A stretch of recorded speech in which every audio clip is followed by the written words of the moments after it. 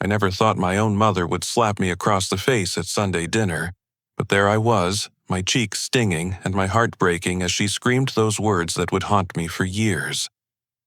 It all started when Mom suddenly put down her fork, looked directly at me, and said with complete seriousness, "Billy, I need you to give me your credit card right now.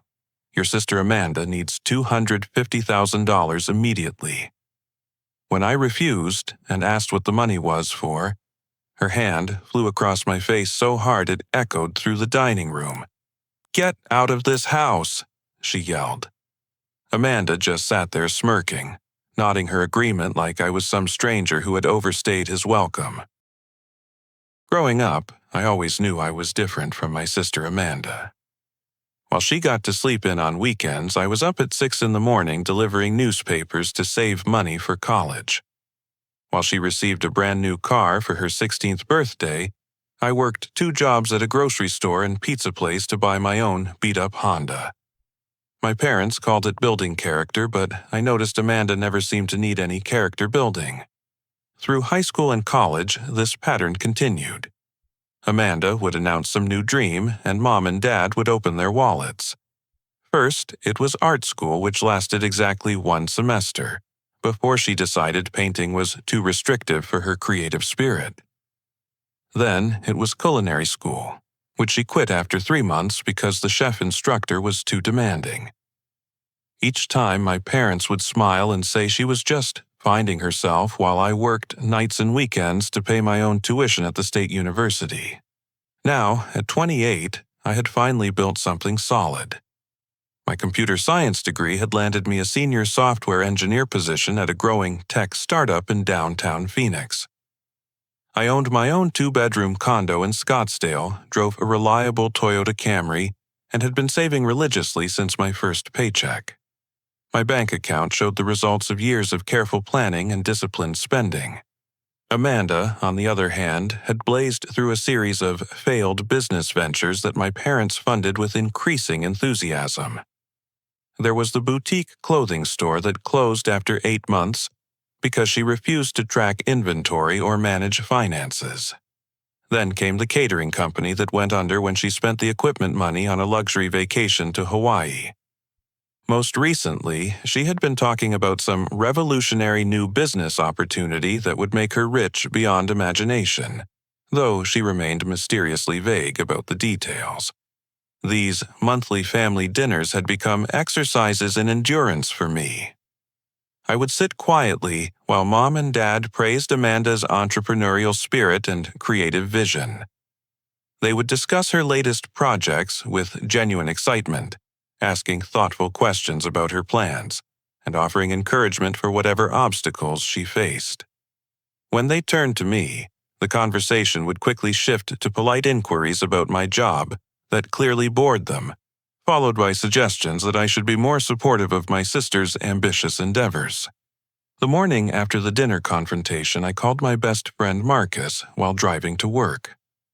Marcus had been my roommate in college and understood my family dynamics better than anyone. He listened patiently as I described the bizarre scene at the dinner table, the impossible demand for $250,000, and my mother's shocking reaction to my refusal. "Billy, there's something you need to know," Marcus said, his voice unusually serious.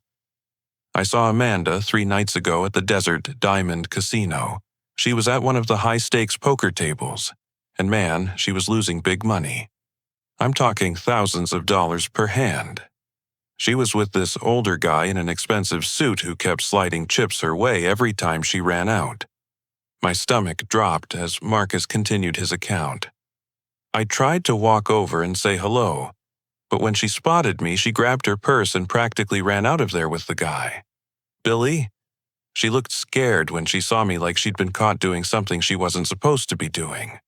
Suddenly, Amanda's mysterious new business venture and her desperate need for $250,000 began making terrible sense. This wasn't about funding some legitimate opportunity. My sister had gotten herself into serious trouble, and my parents were either completely in the dark or willfully ignoring the warning signs. I couldn't shake what Marcus had told me about seeing Amanda at the casino. Something was seriously wrong, and I needed to understand what I was really dealing with before it destroyed my family. I decided to do some investigating of my own, starting with my cousin Jake, who worked as a loan officer at a major bank in downtown Phoenix. Jake and I met for coffee the next evening at a quiet spot near his office. After I explained the situation, he reluctantly agreed to check if Amanda had applied for any large loans recently. What he found made my blood run cold. "Billy, your sister has been denied for multiple loan applications over the past 6 months," Jake said, sliding a printed summary across the table. "We're talking about applications totaling more than $300,000 from different lenders. Her credit score has tanked, and she already has significant outstanding debt that she's been defaulting on." The numbers on the paper painted a picture of someone spiraling completely out of control. Amanda owed money to credit card companies, had defaulted on a car loan, and had even borrowed against some kind of life insurance policy. According to Jake's research, her debt-to-income ratio made her essentially unbankable through any legitimate financial institution. "There's more," Jake continued, lowering his voice. "I called a buddy who works in commercial lending. Amanda approached his company 2 months ago with some story about needing emergency funding for a family medical crisis. When they asked for documentation, she got angry and stormed out of their office. Armed with this information, I drove to Amanda's apartment complex the next Saturday morning. I had been there only once before, about a year ago, when she had invited the family over to see her new place. It was a upscale complex with a pool and fitness center, the kind of apartment that would cost at least $2,000 per month in rent. When I arrived at her building, I noticed immediately that her name was no longer on the mailbox directory. I climbed the stairs to her third-floor unit and found a notice taped to the door indicating the apartment was available for lease. My heart started racing as I realized my sister had been evicted. Mrs. Patterson, an elderly woman from the neighboring apartment, opened her door as I stood reading the notice. "Are you looking for the young woman who used to live there?" she asked kindly.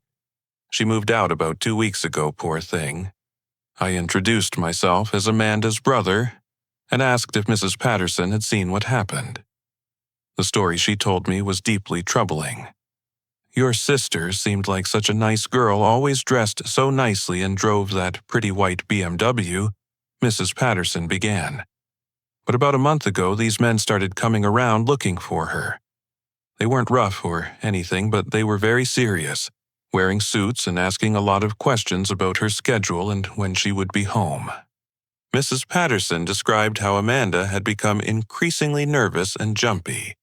She would peek through her window before leaving her apartment and had started parking in different spots around the complex instead of using her assigned space.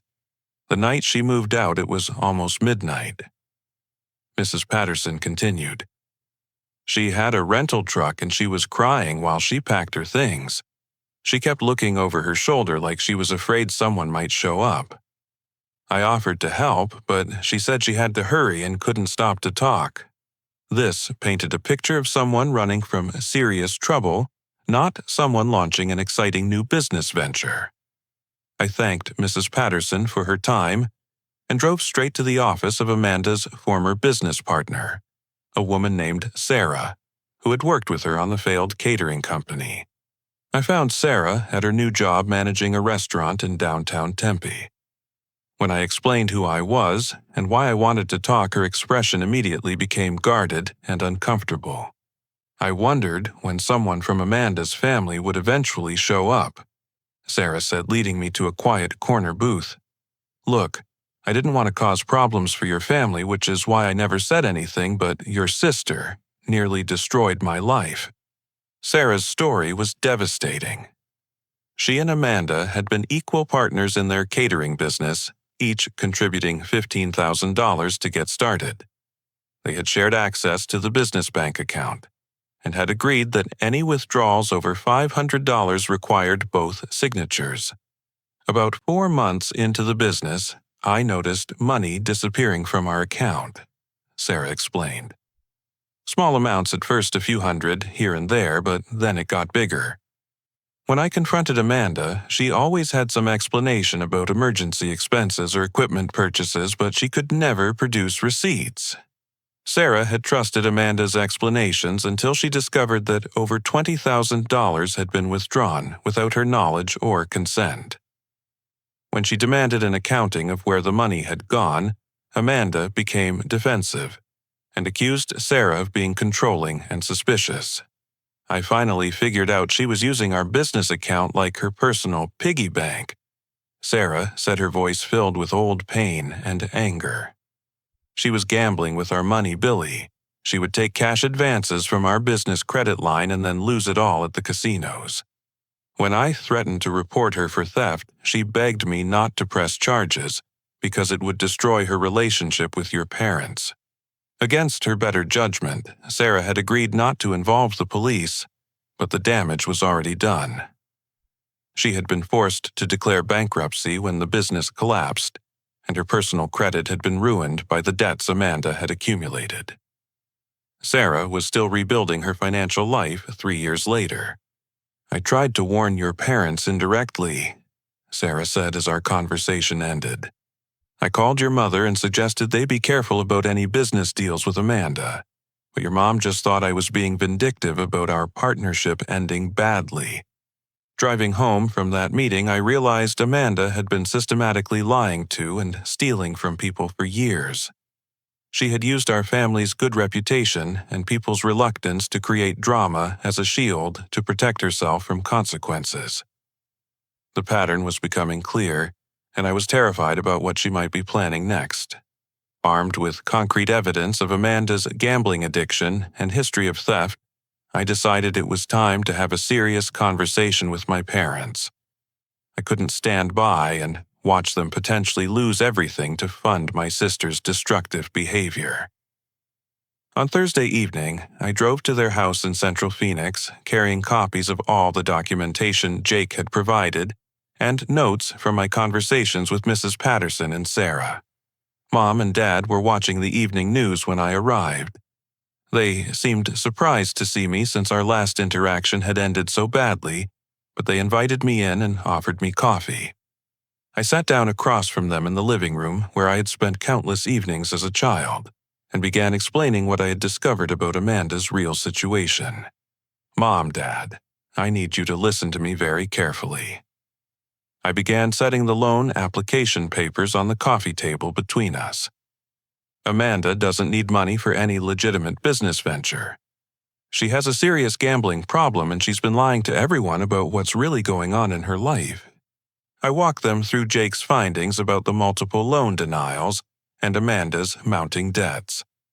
I described Marcus's account of seeing her at the casino losing thousands of dollars with some unknown man fronting her money. I explained how she had been evicted from her apartment and how Mrs. Patterson had seen suspicious men looking for her. Instead of concern or alarm, Mom's face began flushing with anger as I spoke. "Billy, I cannot believe you would stoop this low," she said, her voice rising. "Are you so jealous of your sister's success that you would make up these horrible lies to try to sabotage her when she needs help? Most." Dad, who was usually the calm mediator in family conflicts, shocked me by slamming his hand on the coffee table. "This is exactly the kind of vindictive behavior we've come to expect from you, Billy. Amanda told us you might try to turn us against her because you've always resented her entrepreneurial spirit." I stared at my father in disbelief. "Dad, these aren't lies. This is documentation from banks and insurance companies. I have witnesses who saw what happened. Amanda has been stealing money and lying to people for years." "Enough," Mom shouted, standing up and pointing toward the door. "I will not sit in my own home and listen to you slander your sister with these fabricated stories. Amanda warned us you might try something like this because you're angry about being asked to help the family." The conversation spiraled completely out of control as my parents refused to even look at the evidence I had brought. They accused me of being petty and selfish, of hiring people to create fake documents, and of trying to destroy Amanda's reputation out of spite. Nothing I said could penetrate their absolute certainty that I was lying. Then, Mom delivered news that made my stomach drop to the floor. "Since you're so determined to believe the worst about your sister, you should know that your father and I have already taken steps to help her ourselves," she said defiantly. "We remortgaged this house 2 months ago to give Amanda money for her previous business expenses, and last month we took out a second loan against our retirement savings to help her again." Dad nodded grimly. "We're not wealthy people, Billy, but we believe in supporting our children when they're trying to build something meaningful. If you were in trouble, we would do the same thing for you." I felt sick as I realized my parents had already put their financial security at risk based on Amanda's lies. Their house, which they had owned for 25 years, was now leveraged to help fund my sister's gambling addiction. Their retirement savings, accumulated over decades of careful planning, had been converted into poker chips and casino debts. "How much money have you already given her?" I asked, dreading the answer. "That's none of your business," Mom snapped.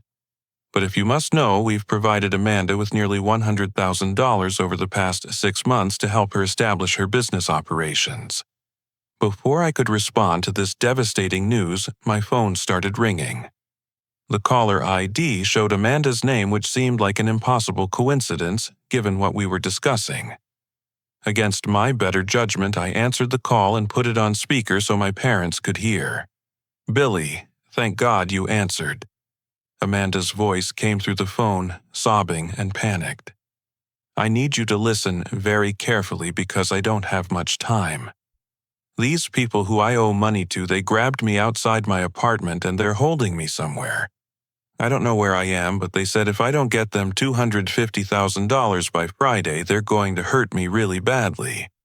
Mom gasped and reached for the phone, but I held it away from her as Amanda continued her story. "They forced me to develop this gambling problem, Billy. They threatened to hurt our family if I didn't keep playing at their casino and losing money.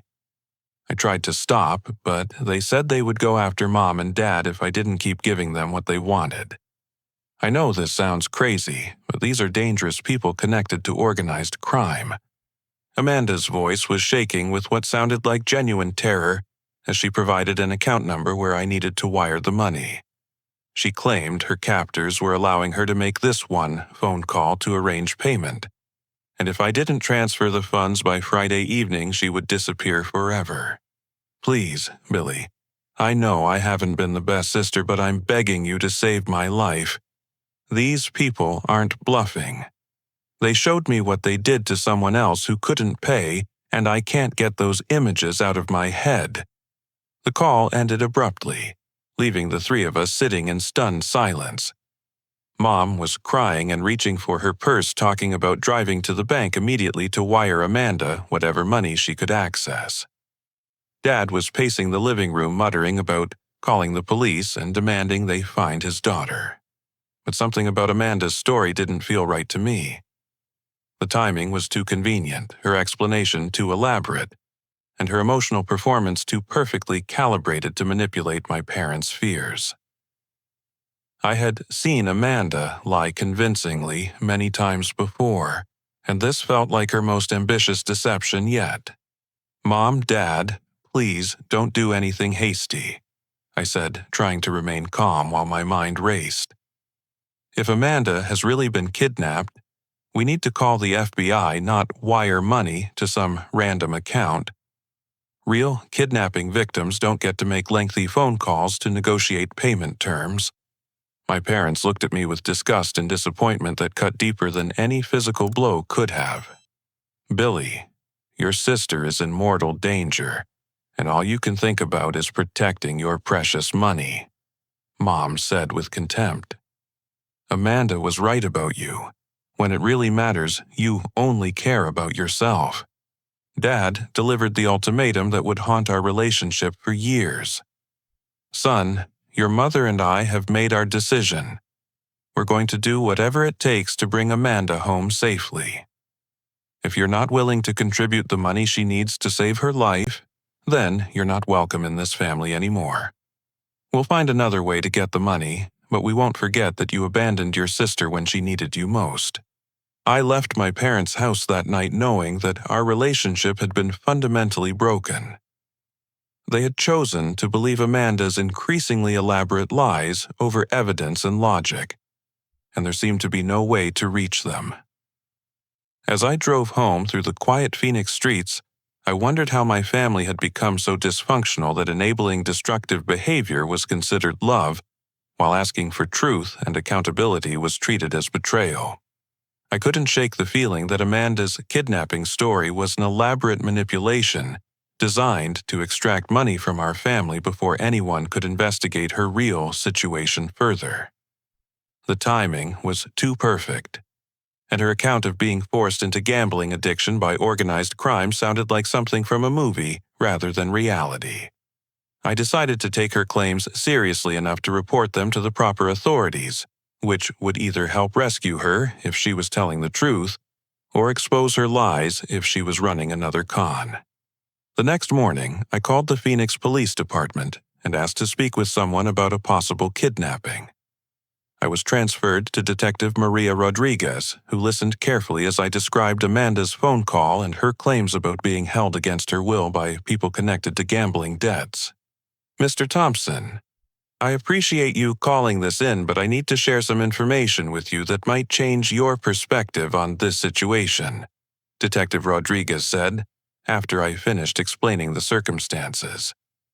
"We've actually been investigating your sister Amanda for several months now as part of a broader fraud investigation." My heart started pounding as Detective Rodriguez continued.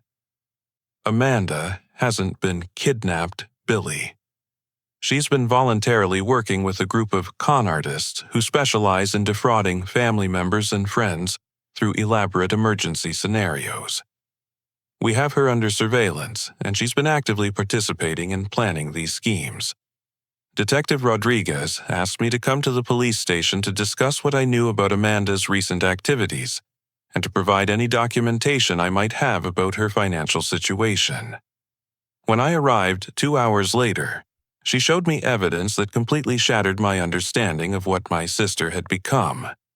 "This is surveillance footage from yesterday afternoon, about 4 hours before Amanda made that panicked phone call to you," Detective Rodriguez said, turning her computer monitor toward me.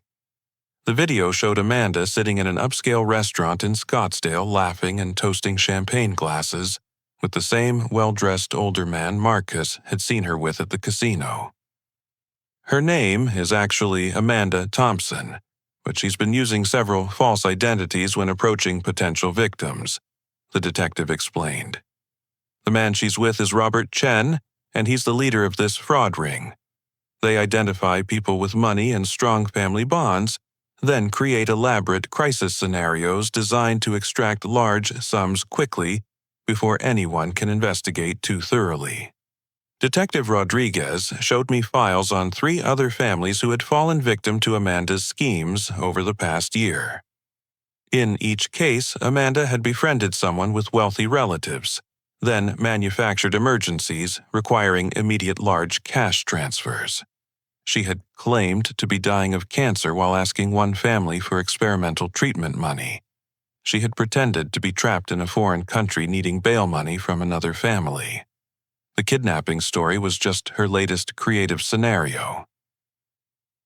"What makes your sister particularly effective is that she uses real emotional knowledge about her targets," Detective Rodriguez continued.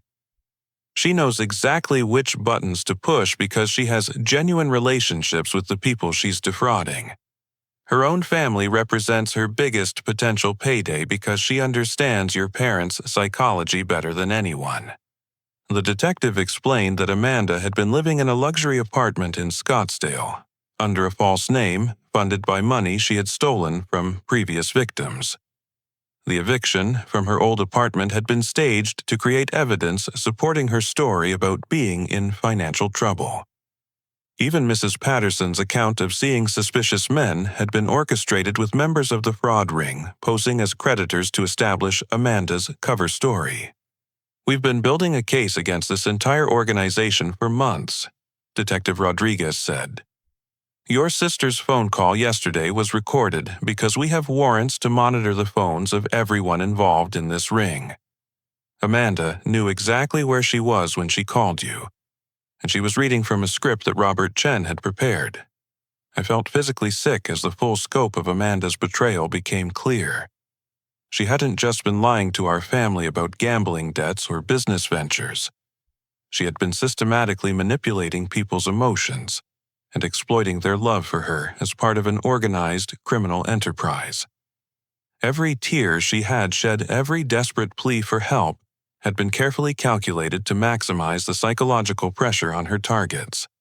Detective Rodriguez, my parents are planning to wire money to save Amanda's life," I said urgently. "They've already mortgaged their house and used their retirement savings based on her previous lies. If they send more money now, they could lose everything they own. I'm afraid your parents may have already acted on Amanda's demands," the detective replied grimly. "We've been monitoring the account number Amanda provided, and it received a wire transfer of $50,000 early this morning.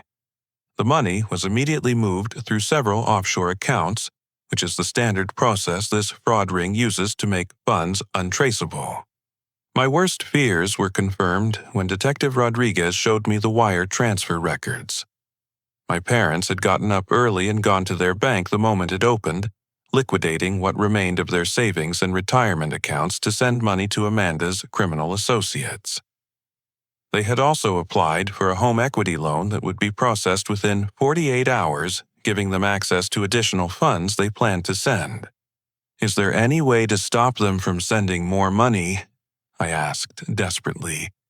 "Not unless they voluntarily choose to stop," Detective Rodriguez said.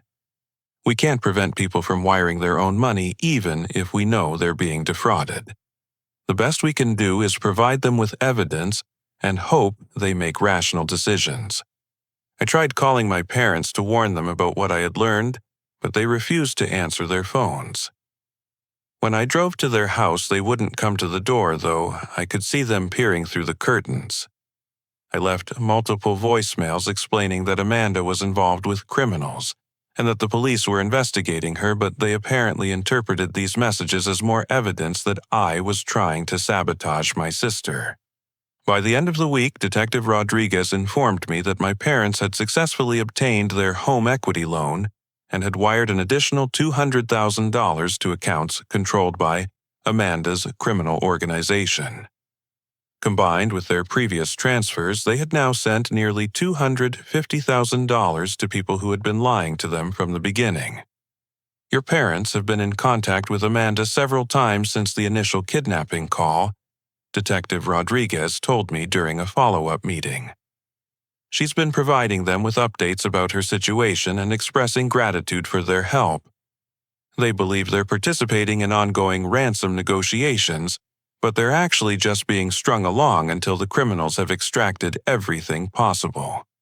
The detective showed me additional surveillance footage of Amanda celebrating at expensive restaurants and shopping at high-end stores, clearly enjoying the money she had stolen from our family.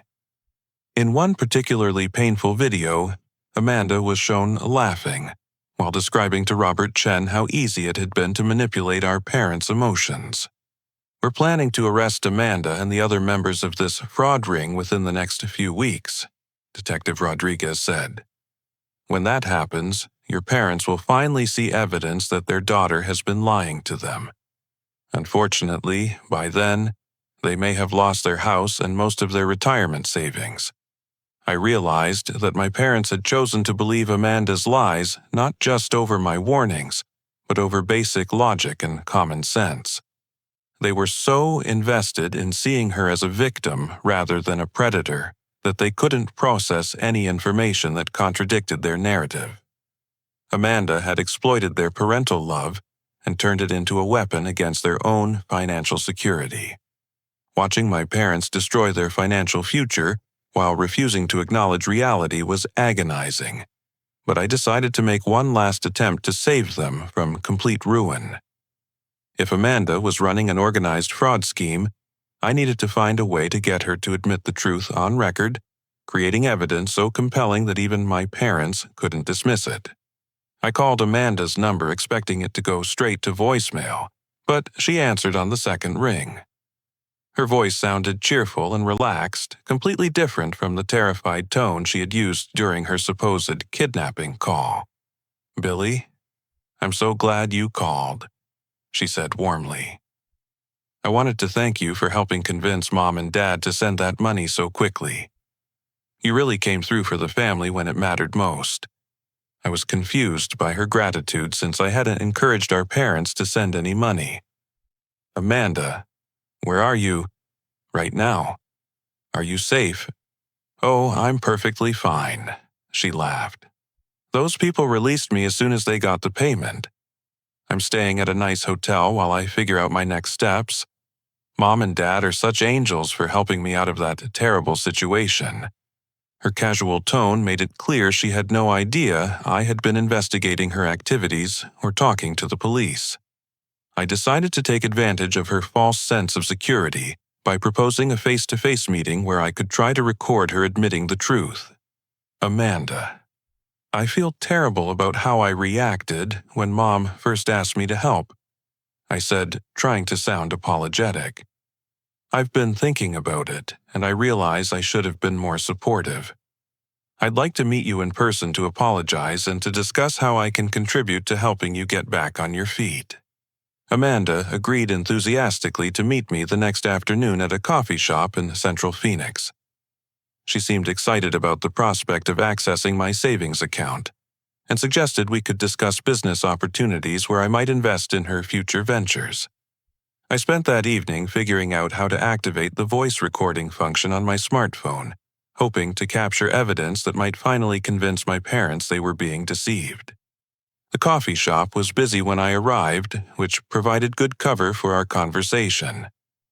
Amanda showed up 15 minutes late, looking healthy and well-rested, despite supposedly having been kidnapped and traumatized just days earlier. She was wearing expensive clothes and jewelry that I had never seen before, clearly purchased with money stolen from our family. "Billy, you look so stressed," she said, giving me a hug as if we were the closest siblings in the world. "I know this whole situation has been difficult for everyone, but I'm just grateful it worked out okay in the end." I started by asking about her experience with the supposed kidnappers, hoping she would maintain her cover story. Instead, Amanda surprised me by dropping the pretense almost immediately. "Oh, that whole kidnapping thing was just something I had to tell Mom and Dad to get them to act quickly," she said casually, stirring sugar into her coffee. "You know how they are. They need to feel like they're rescuing me, or they get all analytical and start asking too many questions about details." I couldn't believe she was admitting her deception so openly.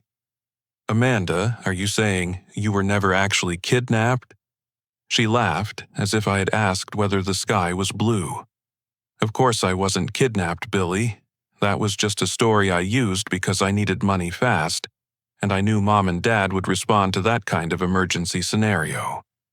I've gotten pretty good at figuring out which approach works best with different people." Amanda went on to explain her methods with disturbing pride and enthusiasm. She described how she had spent months studying psychology and manipulation techniques, learning to identify people's emotional vulnerabilities and exploit them for financial gain. She talked about our parents as if they were particularly easy targets because of their strong desire to see themselves as loving and supportive. "The key with Mom and Dad is making them feel important and needed," she explained, completely oblivious to how horrifying her words sounded. "They've always been frustrated by how independent you are, Billy. You never give them opportunities to feel like good parents because you solve all your own problems. But I let them rescue me over and over again, and it makes them feel valuable." I asked Amanda about her previous business ventures and whether any of them had been legitimate. She rolled her eyes and described them as practice runs for more sophisticated schemes. "That catering company with Sarah was just me, learning how to manipulate a business partner," Amanda said dismissively. I took her money to fund my real education, which was learning how to read people and control their emotions. Sarah was so naive and trusting that it was almost too easy. Amanda revealed that she had been working with Robert Chen's fraud organization for over 2 years, starting with small schemes targeting acquaintances and gradually working up to larger operations involving family members. She described our parents' mortgage and retirement funds as her biggest score yet, but not her final goal. The beauty of working with family is that they'll keep giving you money, even after they can't afford it, she said with chilling matter-of-factness. Mom and Dad will take out more loans, sell their possessions, and borrow from friends if necessary. They can't admit they've been fooled because it would mean accepting that their daughter is not who they thought she was. I felt like I was talking to a complete stranger who happened to share my DNA. The sister I had grown up with, despite all her flaws and selfishness, had never seemed capable of such calculated cruelty. This person, sitting across from me, was describing our parents' love as a resource to be mined until they had nothing left. Amanda, don't you care at all about what this is doing to Mom and Dad? I asked, genuinely trying to understand her mindset. They've put their house at risk and destroyed their retirement plans because they believe you're in danger. Her response revealed the depth of her psychological transformation. Billy, you've always been jealous because they love me more than they love you, she said with a cold smile. But you never understood why that is. It's not because I'm more talented or more deserving. It's because I make them feel needed while you make them feel useless. Amanda explained her twisted philosophy about family relationships, arguing that people who demand independence and refuse help are actually being cruel to those who want to provide support. According to her logic, she was doing our parents a favor by giving them opportunities to feel important and generous. You could have been part of this, Billy, she continued. Robert has taught me that every family has someone who can be turned into a resource if you approach them correctly. Your problem is that you think honesty is more important than making people happy. The conversation took an even darker turn when Amanda threatened me directly. If you try to interfere with my relationship with Mom and Dad by sharing what we've talked about today, I'll tell them that you attacked me at this meeting, she said calmly. I'll show up at their house with bruises and tears, claiming that you tried to force me to sign papers, giving you control of my finances. Who do you think they'll believe? I realized that Amanda had become someone genuinely dangerous, not just to our parents' financial security, but potentially to anyone who threatened her schemes. She had learned to weaponize people's emotions with the skill of a professional con artist, and she had no moral boundaries that would prevent her from destroying lives to get what she wanted. The recording on my phone captured every word of Amanda's confession, providing clear evidence of her fraud and manipulation. However, when I got home and tried to call my parents to play them the recording, I discovered they had already acted on Amanda's latest request for money. Detective Rodriguez called me that evening with devastating news. Billy, your parents wired another $75,000 this afternoon to an account controlled by the fraud ring, she said. They took out a personal loan using their car as collateral and cleaned out a joint savings account they had with your mother's sister. My parents had now transferred over $300,000 to criminals based on Amanda's lies. They had leveraged everything they owned and borrowed against assets that belonged to other family members. Even if the police successfully arrested Amanda and her criminal associates, the chances of recovering any meaningful amount of money were virtually zero.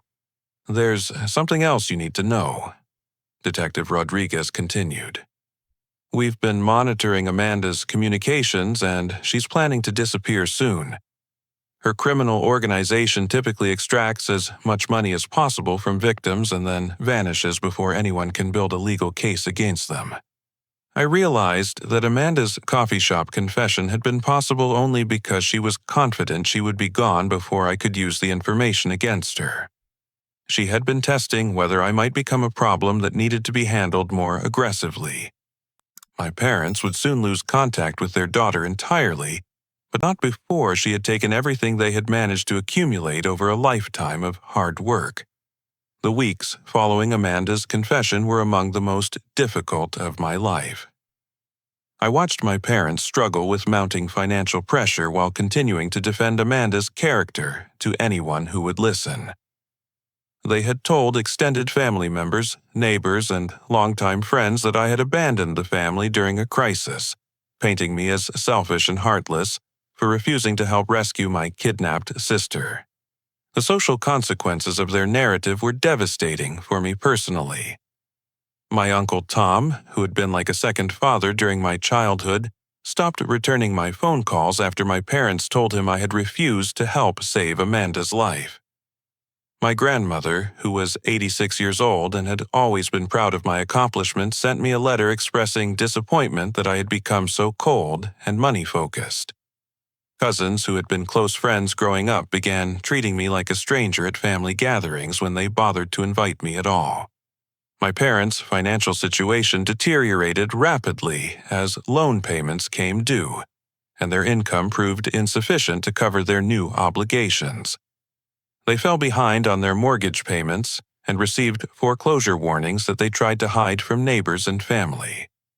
The stress of their financial crisis began affecting their health, with Mom developing anxiety-related insomnia and Dad experiencing chest pains that required emergency room visits. 6 months after Amanda had supposedly been rescued from kidnappers, Detective Rodriguez called with an update that provided the first glimmer of hope in this entire nightmare. Billy. I wanted to let you know that we finally made arrests in this fraud case, she said. Amanda and 4 other members of the criminal organization were taken into custody in Las Vegas as part of a coordinated operation involving multiple law enforcement agencies. Detective Rodriguez explained that Amanda had been arrested at a luxury resort where she had been living under a false identity using money stolen from my parents and other victims. When police searched her hotel room, they found evidence linking her to fraud schemes in 6 different states involving total losses exceeding $2 million. Your sister won't be getting out of this one. Billy, the detective assured me.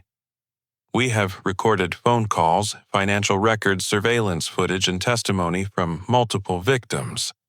She's looking at federal fraud charges that could result in 8 to 10 years in prison.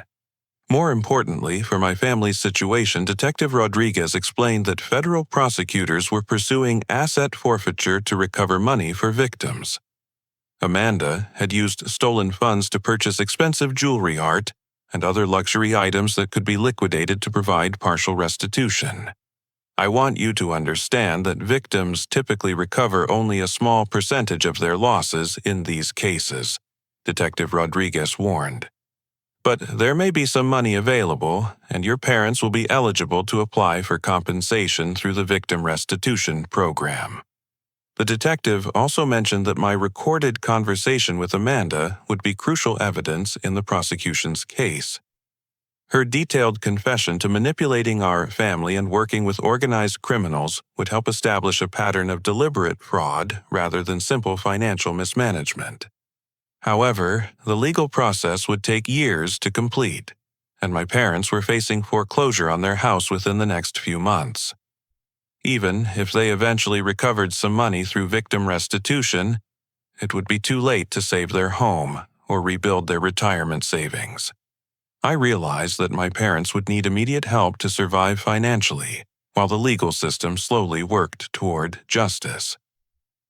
At the same time, I understood that simply giving them money would enable the same dysfunction that had allowed Amanda to manipulate them so effectively.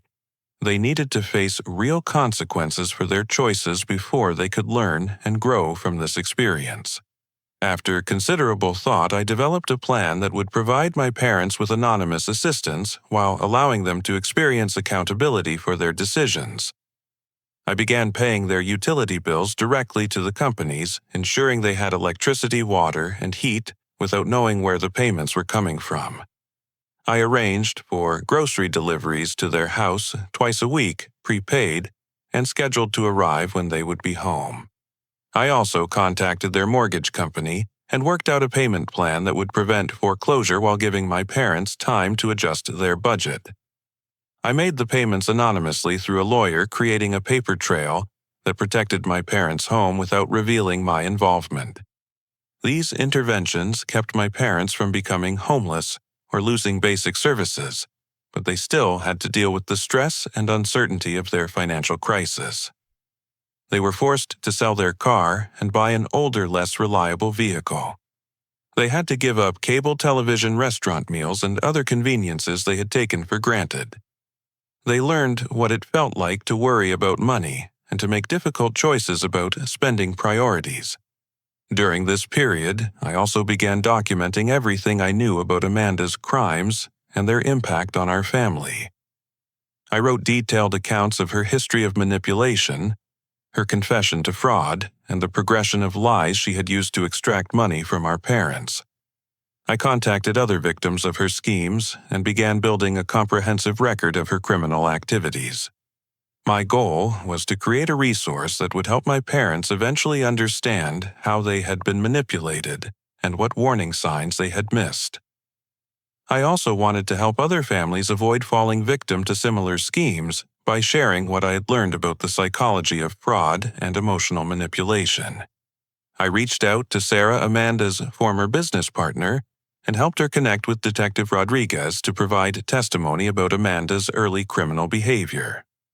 Sarah's story about the theft from their catering company business account provided important evidence about Amanda's long-term pattern of exploiting trust and manipulating people's desire to avoid conflict. Most importantly, I began the difficult process of rebuilding my own life while maintaining appropriate boundaries with my family. I started therapy to work through the trauma of being rejected and vilified by people I loved for trying to protect them from harm. I learned strategies for managing relationships with family members who had proven they would choose comfortable lies over difficult truths.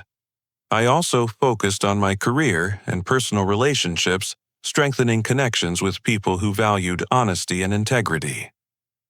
I had been so focused on trying to rescue my family that I had neglected friendships and professional opportunities.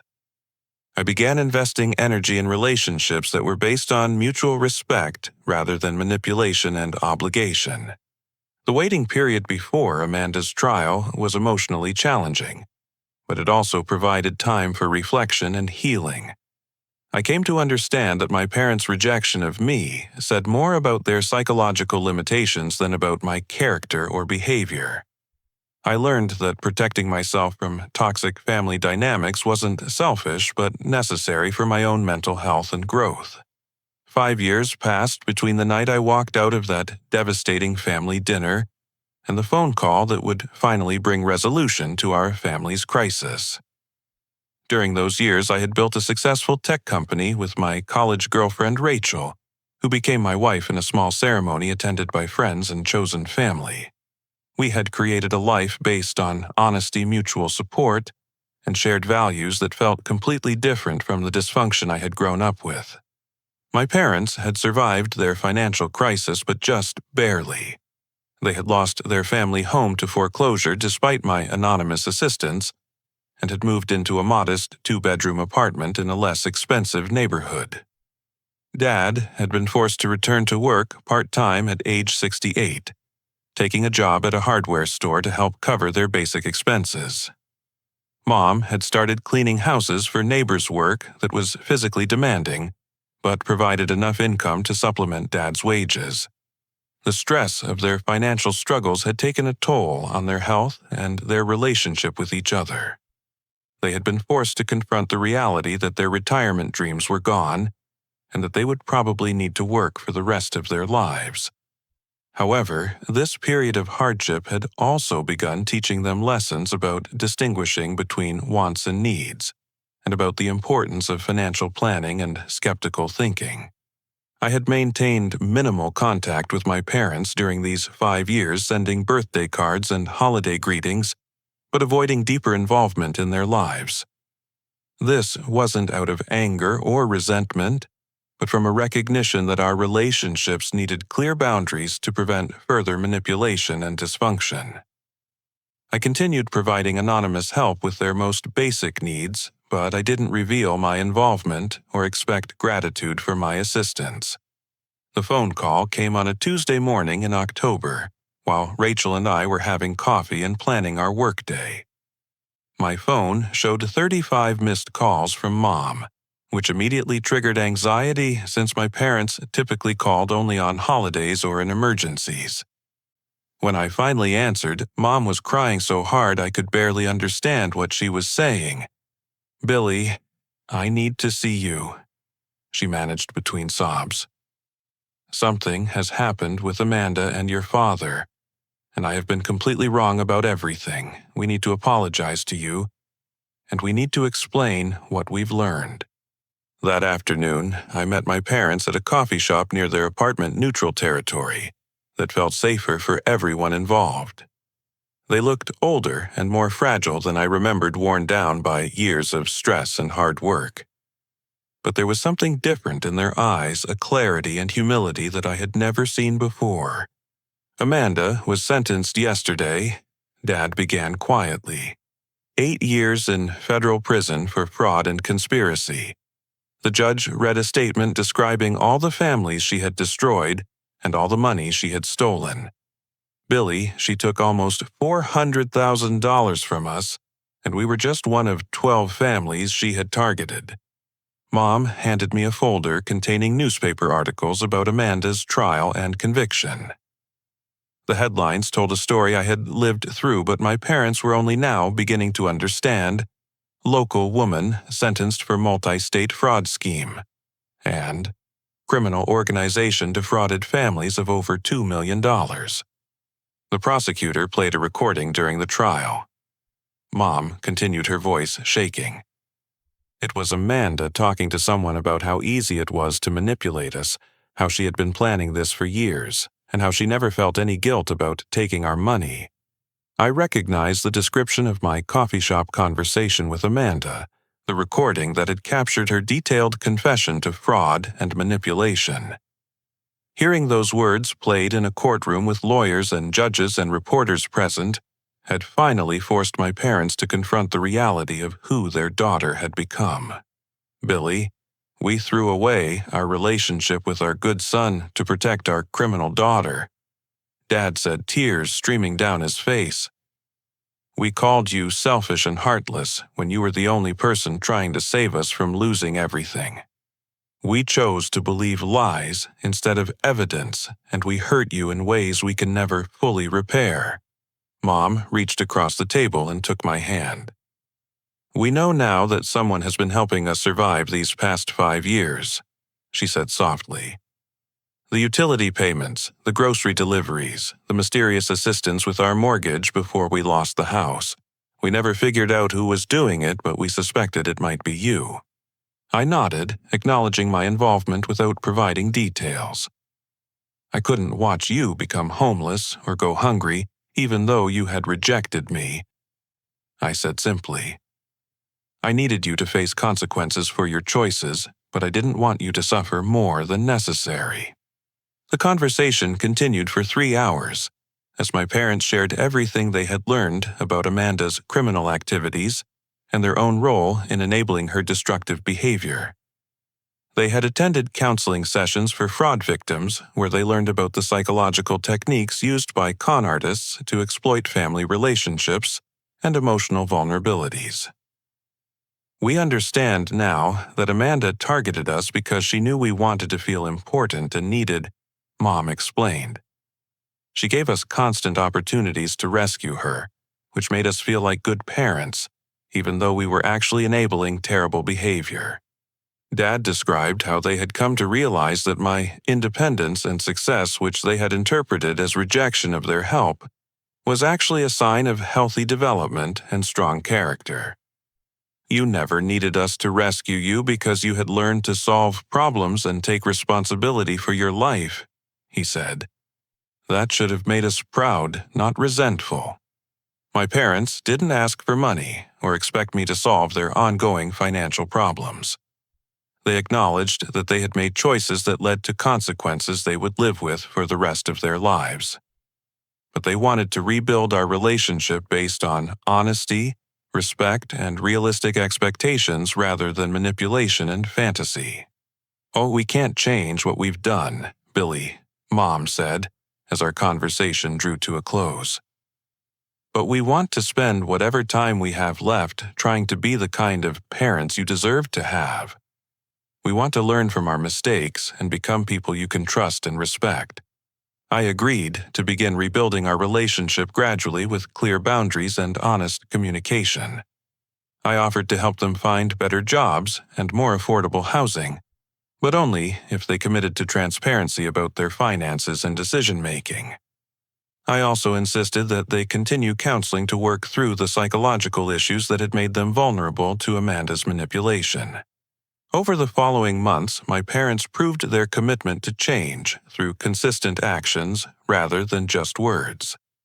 They found better-paying jobs, moved to a nicer apartment, and began rebuilding their savings through careful budgeting and financial planning.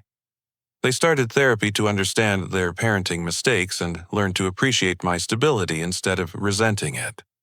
We established a new tradition of monthly family dinners, where Rachel and I cooked for my parents, and we shared updates about our lives and goals.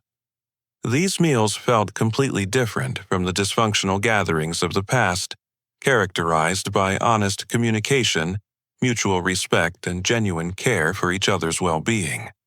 6 months after Amanda's sentencing, we received notice that some money would be available through victim restitution, as prosecutors liquidated assets purchased with stolen funds. My parents were eligible to recover about 15% of what they had lost, enough to provide a small cushion for emergencies, but not enough to restore their retirement security. "We're grateful for anything we can recover," Dad told me when we received the restitution paperwork. "But we've learned that our happiness doesn't depend on having lots of money or living in a big house. We're happier now in our small apartment than we were when we were lying to ourselves about Amanda." The most healing moment in our reconciliation came when my parents attended Rachel's and my 5th wedding anniversary celebration. They had missed our original wedding because they were estranged from me at the time, but they were able to be present for our anniversary renewal of vows. Seeing them celebrate our relationship and express genuine pride in the life we had built together felt like a gift I had never expected to receive. Amanda wrote letters from prison that none of us chose to read. According to Detective Rodriguez, these letters typically contained manipulative attempts to portray herself as a victim of circumstances and to generate sympathy for early release. We decided that maintaining no contact was the healthiest choice for everyone involved. The experience taught me that sometimes the greatest act of love is allowing people to face the consequences of their choices, because only through accountability can genuine healing and transformation occur.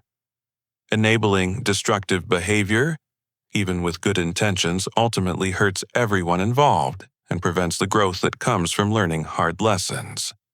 My parents learned that supporting your children doesn't mean believing everything they tell you or funding every request they make. Real love requires discernment, boundaries, and sometimes the courage to say no when someone you care about is engaging in self-destructive behavior. Our family is smaller now, but it's healthier and more honest than it has ever been.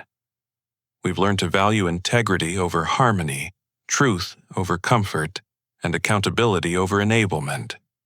The painful journey through Amanda's betrayal and its aftermath ultimately brought us closer together by teaching us what authentic family relationships should look like. Rachel and I now have 2 young children who are growing up in a family environment, characterized by honesty, responsibility, and unconditional love that doesn't excuse harmful behavior. My parents are devoted grandparents who have learned from their mistakes and are committed to supporting healthy development rather than enabling dysfunction. The story of our family's crisis and eventual healing has become something I share with other people who are dealing with similar situations involving fraud manipulation and family dysfunction. The lessons we learned about recognizing emotional manipulation and maintaining appropriate boundaries have helped other families avoid the mistakes we made and recover more quickly from betrayals.